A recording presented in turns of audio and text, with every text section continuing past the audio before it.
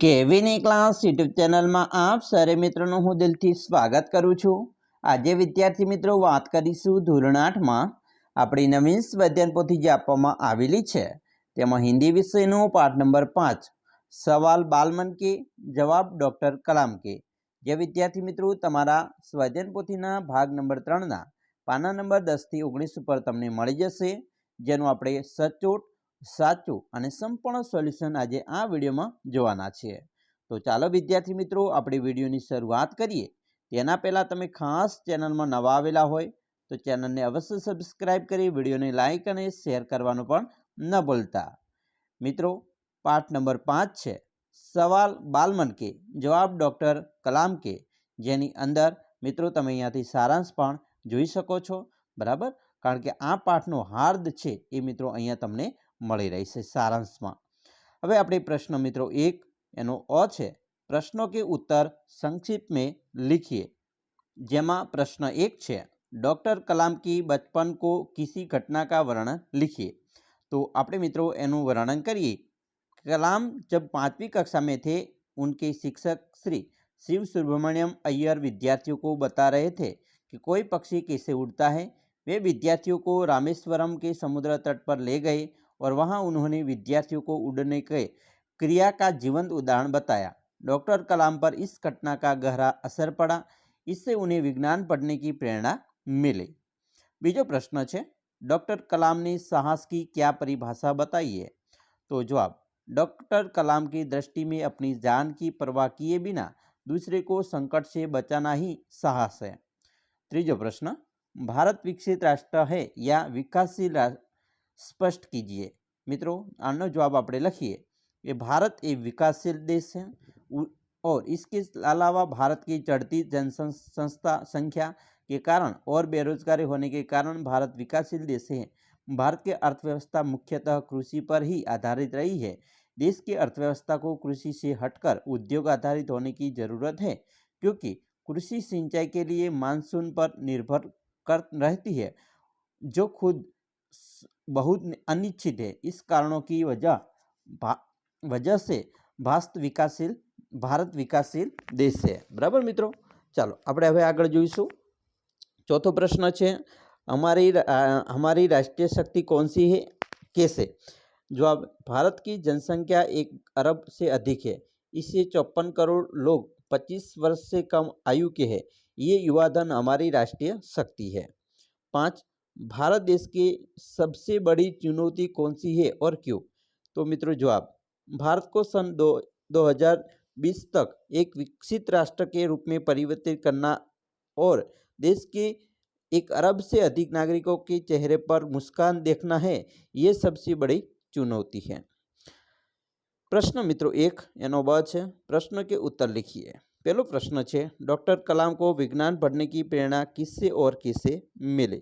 तो एनो जवाब है कलाम जब 5वीं कक्षा में थे तब उनके शिक्षक श्री शिव सुब्रमण्यम अय्यर विद्यार्थियों को बता रहे थे कि कोई पक्षी कैसे उड़ता है। वे विद्यार्थियों को रामेश्वरम के समुद्र तट पर ले गए और वहां उन्होंने विद्यार्थियों को उड़ने की क्रिया का जीवंत उदाहरण बताया।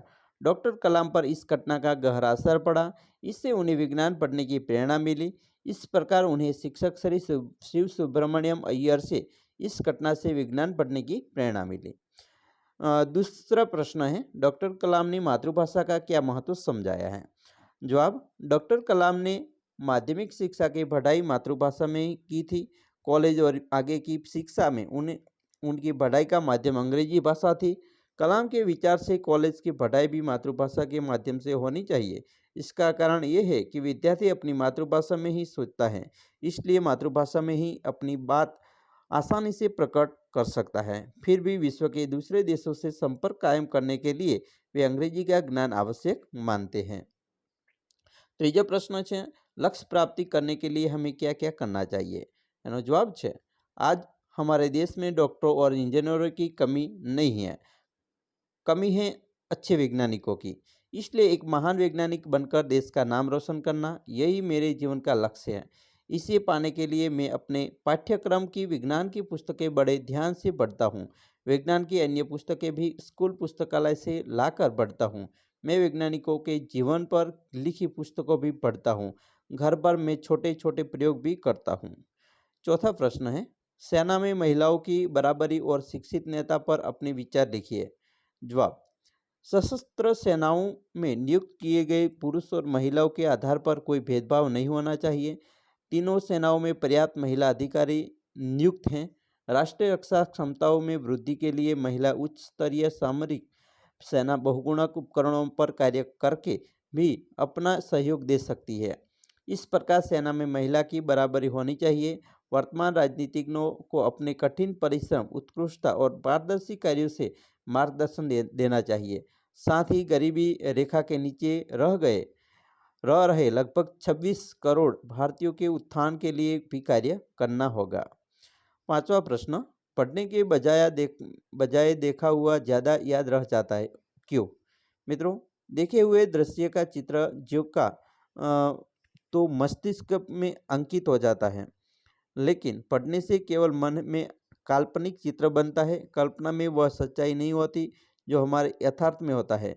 अतः पढ़े हुए से ज़्यादा देखा हुआ बहुत ही अच्छे से याद रहता है। प्रश्न 2 एनो अच है, निम्नलिखित शब्द का अर्थ देकर वाक्य में प्रयोग कीजिए। अड़चन यानी अटकाव। वाक्य है, सक्सेना जी हमेशा मेरे काम में अटकाव डालते हैं। बीजू, आपदा यानी मुसीबत। वाक्य, अपनी जीत की परवाह किए बिना दूसरों मुसीबत से बचाना ही साहस है। तीसरा, प्रवासी मुसाफिर। वाक्य, कल बस स्टेशन पर बहुत सारे मुसाफिर थे। चौथा, प्रयास यानी प्रयत्न। वाक्य, हमेशा अपने काम में प्रयत्न करते रहना चाहिए। पांचवा, उत्थान यानी विकासशील। एनो वाक्य है, भारत एक विकासशील देश है। छठा, ऋण यानी कर्ज। वाक्य, राम ने इतना कर्ज किया है कि वो चुका नहीं पा रहा है। प्रश्न 2 एनो बच है, निम्नलिखित शब्द समूह के उचित शब्द लिखिए। અહીંયા મિત્રો તમને શબ્દ સમૂહ માટેના શબ્દો આપેલા છે, ચાલો આપણે જોઈએ। પહેલો શબ્દ સમૂહ, माँ की भाषा से संबंधित उसको मातृभाषा बोलते हैं। दूसरा, राष्ट्र से संबंधित राष्ट्रीय। तीसरा, भारत से संबंधित भारतीय। चौथा, राजनीति करने वाला राजनीतिज्ञ। पांचवा, शिल्प आधारित काम करने वाला दस्तकार। छठा, दूर तक देखने वाला दूरदर्शी। सातवां, जिसकी आर पार देखा जा सके पारदर्शक। आठवां, समर या युद्ध से संबंधित यानी सामरिक।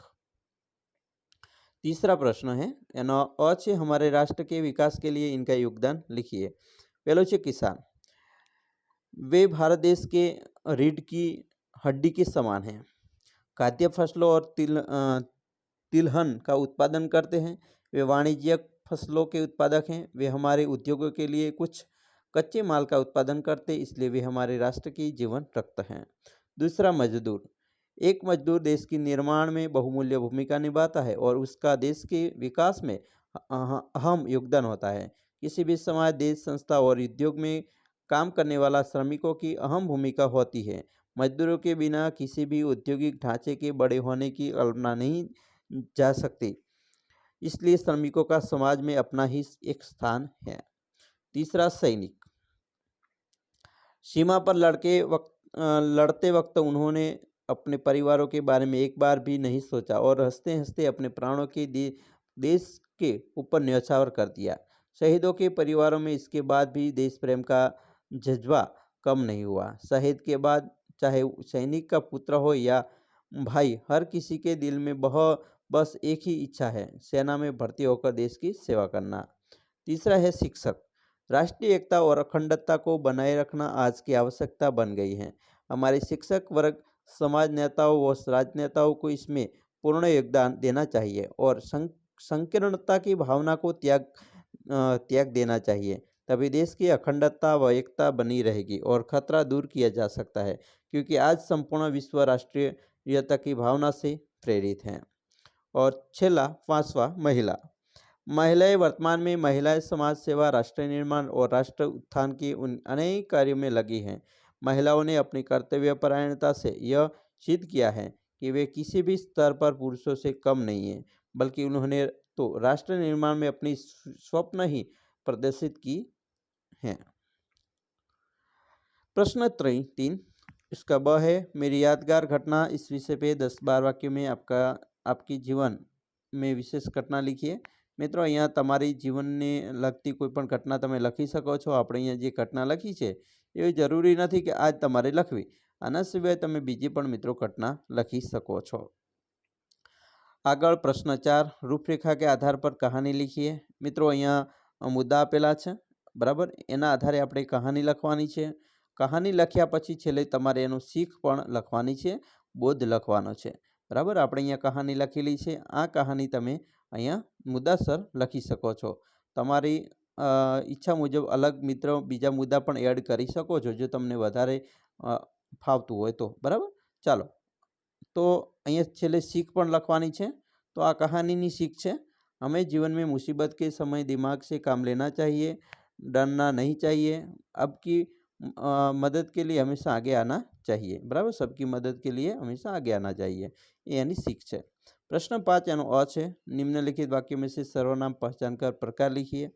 जेमां पहलू है एमां मित्रों वाक्य में मैं सर्वनाम है, बीजा में हमारे, तीजा में तुम, चौथा में वैसा, पांचमा में वह बराबर। आ सर्वनामों है। प्रश्न 5 एमां मित्रों ब है, सर्वनाम को योग्य प्रयोग में करके रिक्त स्थान की पूर्ति कीजिए।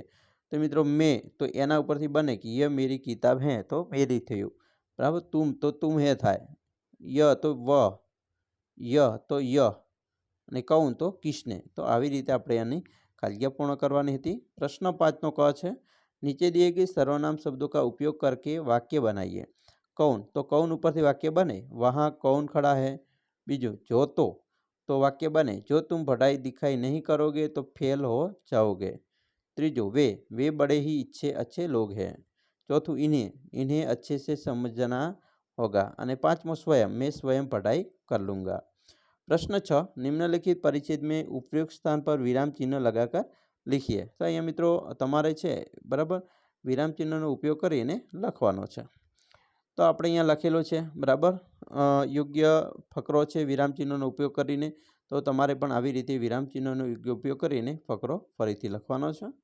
प्रश्न 7 अगर आपको देश के प्रधानमंत्री के साक्षात्कार के लिए भेजा जाए तो आप उनके कौन कौन से सवाल पूछोगे, सोचिए और सवाल यहाँ लिखिए। मित्रों सवाल है ये सवाल व्यक्तिगत न होकर राष्ट्र के हित में होना चाहिए बराबर। આપણે પ્રધાનમંત્રીને પ્રશ્ન પૂછીએ તો એમના વ્યક્તિગત જીવનમાં નથી પૂછવાના, એના સિવાયના પ્રશ્નો તમારે અહીંયા પૂછવાના છે। આપણે મિત્રો અહીંયા સવાલ 1, 2, સવાલ 3, સવાલ 4, 5, 6, 7 અને 8 સવાલ પૂછેલા છે। તો આવી રીતે તમે પણ એવું જરૂરી નથી કે આ સવાલ લખવા, આના સિવાય બીજા સવાલ પણ તમે લખી શકો છો બરાબર। चलो प्रश्न 8 निम्नलिखित परिच्छेद का मातृभाषा में अनुवाद कीजिए। मित्रों अहींया तमने आपेलो छे फकरो हिंदी में छे, एनो आपणे मातृभाषा में एटले के आपणी भाषा मातृभाषा गुजराती एमां अनुवाद करवो होय तो आवी रीते करी शकाय बराबर। आनो अनुवाद छे बराबर। परीक्षानी परंपरा प्राचीन समयथी चाली आवे छे। जेम जेम टेस्ट नजीक आवे छे तेम तेम हृदयना धबकारा झड़पी थाय छे। ते दरेक बाबतमां व्यस्त छे। परीक्षाओ आपणने दुश्मन जेवी लागे छे। स्ट्रेसने कारणे विद्यार्थीओने रात्रे ऊँघ आवती नथी। हृदय खूब ज बेचैन रहे छे। चिंताओ यथावत छे। ऊँघमां दरेक समये नकल अने पुस्तकोना सपना आवता रहे छे। અહીં હંમેશા એક ડર રહે છે કે કોઈ વિષયમાં કોઈ કમી ન રહે। વિદ્યાર્થી માનસિક તણાવમાં રહે। જેમની પાસે સંપૂર્ણ તૈયારી છે તેઓ તણાવ મુક્ત રહે। બાળકોને લાગે છે કે હું ઈચ્છું છું આ પરીક્ષા વિના જીવન ખૂબ સરળ અને સુખી હોત। તો આવી રીતે આપણે મિત્રો તમારું સ્વાધ્યાયન પોથી જે પાઠ છે 5 બરાબર એનું સંપૂર્ણ સોલ્યુશન જોયું। આશા રાખીએ છીએ તમને આપણો વિડીયો ખૂબ જ ઉપયોગી પણ થશે। અને ખાસ વિડીયો ગમ્યો હોય તો મિત્રો લાઇક, શેર અને સબસ્ક્રાઈબ કરવાનું પણ ન ભૂલતા।